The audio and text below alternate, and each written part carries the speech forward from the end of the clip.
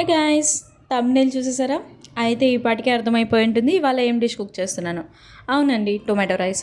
చాలా సింపుల్గా, టేస్టీగా, ఈజీగా అయిపోయేది ఏదన్నా ఉంది అంటే అది టొమాటో రైసే. అండ్ మీ పిల్లలు కూడా బాగా ఇష్టంగా తింటారు. అంతెందుకండి, అసలు ఇంట్లో కూరగాయలు, టమాటోలు, ఆనియన్ తప్ప ఏం లేవు. అలాంటి టైంలో ఇంకా మనం ఏం చేసుకుంటాం? టొమాటో కర్రీ చేసుకొని తినాలి. అలాంటప్పుడు ఎందుకు టొమాటో రైస్ చేసుకుంటే ఈజీగా టేస్టీగా ఉంటుంది కదా. జస్ట్ 5 మినిట్స్లో అయిపోతుంది. సింపుల్ డిష్ అనమాట. అండ్ ఈవెన్ అల్లం పేస్ట్ కానీ లేదా ఎక్స్ట్రా స్పైస్ మసాలాస్ కానీ ఇవేమీ అవసరం లేదు. చాలా సింపుల్గా, ఈజీగా, ఏం లేకుండా కూడా టేస్టీగా చేసుకోవచ్చు. అండ్ ట్రస్ట్ మీ, అసలు పెరుగుతో ఈ టొమాటో రైస్ తింటే కనుక హెవెన్ అనమాట. అంత సూపర్గా ఉంటుంది అండ్ టేస్టీగా కూడా ఉంటుంది. మా వివిన్ గాడు అయితే నార్మల్గానే వాడికి కర్డ్ అంటే ఇష్టం. అలాంటిది ఈ టొమాటో రైస్లో పెరుగు కలిపి పెట్టామంటే ఇంకా అసలు చెప్పని అవసరం లేదు, భలే ఇష్టంగా తింటాడు. అండ్ వాడి కోసమైనా నేను నార్మల్గా చేస్తూ ఉంటాను అనమాట. సో ప్రాసెస్లోకి వెళ్ళిపోదాం. ఏం లేదండి, జస్ట్ టొమాటోస్, ఆనియన్స్ కట్ చేసి పెట్టుకోండి. నేను ఇక్కడ వివిన్ కూడా తింటాడు కాబట్టి నేను పచ్చిమిర్చి యాడ్ చేయలేదన్నమాట. ఇఫ్ మీకు ఇంట్రెస్ట్ ఉంటే కనుక పచ్చిమిర్చి కూడా యాడ్ చేసుకోండి, బాగుంటుంది. Just simple.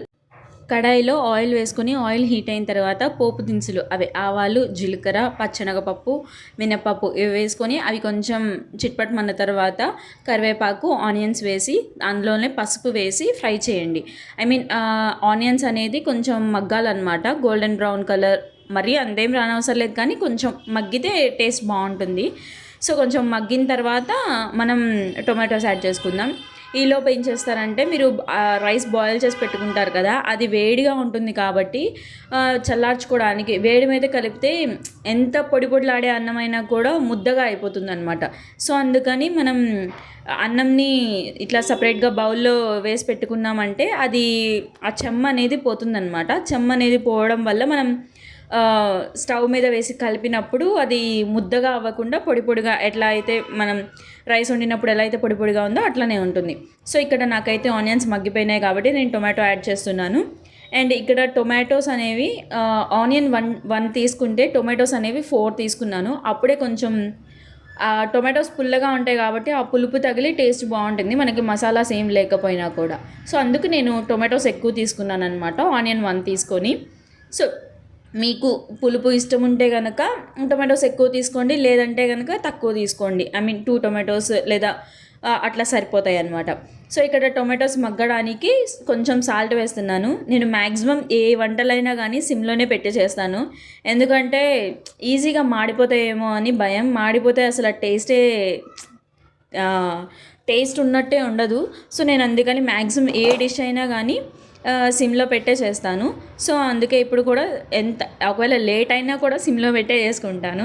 సో అందువల్ల ఇప్పుడు కూడా టొమాటోస్ నార్మల్గా అయినా సిమ్లో పెట్టి మూత పెట్టండి, అవి నీట్గా మగ్గిపోతాయి. అంత హడావిడి ఏం లేదు, మనకి ఈజీగానే అయిపోతుంది, త్వరగానే మగ్గిపోతాయి.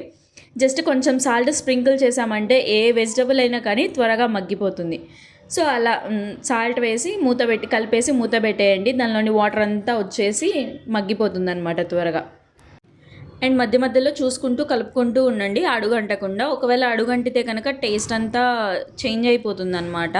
సో అడుగంటకుండా మధ్య మధ్యలో కలుపుకుంటూ ఉండండి. మ్యాక్సిమం నాకైతే ఇక్కడ కుక్ అయిపోయింది. సో ఇక్కడ నేను అలాగా మ్యాష్ చేస్తున్నాను అనమాట, స్పూన్తో మిక్స్ చేసే స్పూన్తోనే కొంచెం అలా మ్యాష్ చేసామంటే టొమాటోస్ ఇంకా సాఫ్ట్గా అయిపోతాయి మనకి, ఎక్కడ అది టొమాటో పీస్ లాగా తగలకుండా. ఒకవేళ మీకు టొమాటో పీసెస్ లాగే కావాలి అనుకుంటే అట్లా మ్యాష్ చేయకుండా అయినా ఉండండి, అవి కుక్ అయిపోయినప్పుడు సాఫ్ట్గా అయిపోతాయి కాబట్టి ప్రాబ్లం ఏమి ఉండదు. ఒకవేళ మీకు అసలు టొమాటో పీస్ కానీ ఇలా టొమాటో అసలు నచ్చదు అనుకుంటే మీరు టొమాటో మిక్సీ పట్టేసుకొని ప్యూరీలా చేసుకొని అయినా కూడా ఇట్లా టొమాటో రైస్ చేసుకోవచ్చు. అవి అప్కమింగ్ వీడియోస్లో నేను షేర్ చేస్తాను. అలా అయినా కూడా బాగుంటుంది. బట్ ఏంటంటే కొంచెం పీసెస్ తగులుతూ ఉంటే కొంచెం టేస్ట్ అనేది ఎలివేట్ అవుతుంది. సో అందుకని నేను ఇట్లా పీసెస్లానే కట్ చేసి వేశాను. కొంతమంది అట్లా టొమాటో ప్యూరీలా చేసుకొని కూడా వేసుకుంటారనమాట. సో అలా కూడా చేసుకోవచ్చు. ఇక్కడ నేను ధనియాల పొడి, కారం యాడ్ చేయకముందే వివిన్కి కొంచెం టొమాటో కర్రీ అనేది తీసి పక్కన పెట్టి వాడికి రైస్ కలిపేసి పెట్టాను అనమాట.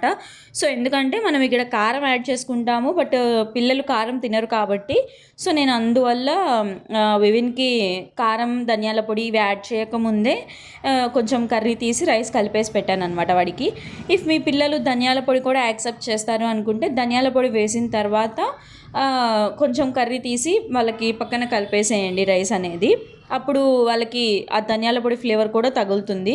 ఇఫ్ ఇన్ కేస్ మీకు వద్దు అనుకుంటే జస్ట్ ఆ కర్రీ వరకు కొంచెం తీసి పక్కన పెట్టి వాళ్ళకి రైస్ కలిపేసి పెట్టండి, ఇష్టంగా తింటారు.